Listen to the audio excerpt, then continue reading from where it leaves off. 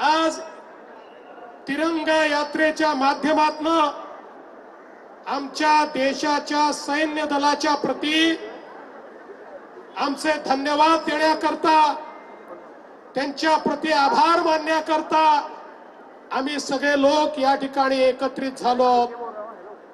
Operation सिंदूरच्या माध्यमातून भारतीय सेनेने दाखवून दिलं, हमें कोई झुका नहीं सकता, हम न झुकेंगे, न रुकेंगे, न बिकेंगे, न थकेंगे। अशा प्रकारे भारतीय सेनेची ताकद काय आहे, ही ताकद आपल्याला ऑपरेशन सिंदूरच्या माध्यमातून पाहायला मिळाली।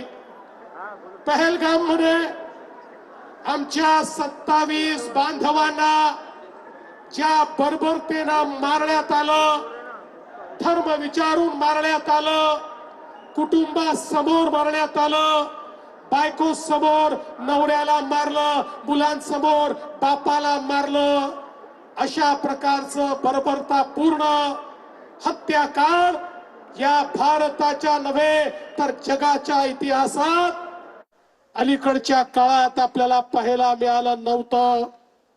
आणि म्हणूनच देशाचे प्रधानमंत्री माननीय नरेंद्र मोदी जी ने सांगितलं, जिन इरादों ने भारत में इस प्रकार का काम किया है, जिन इरादों ने दहशतवाद को भारत में इस प्रकार से हमारे लोगों को मरने पर मजबूर किया है, उन इरादों को और उन इरादों के इंफ्रास्ट्रक्चर को चकनाचूर कर दिया जाएगा।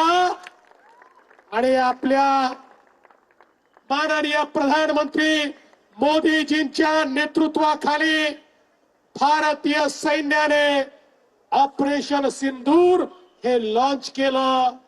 कारण आमच्या भगिनींचं जे कुंकू होतं ते पुसण्याचं काम ज्या आतंकवाद्यांनी आणि ज्या देशांनी केलं होतं त्याला नेस्तनाबूत करण्याकरता ऑपरेशन सिंदूरची सुरुवात झाली।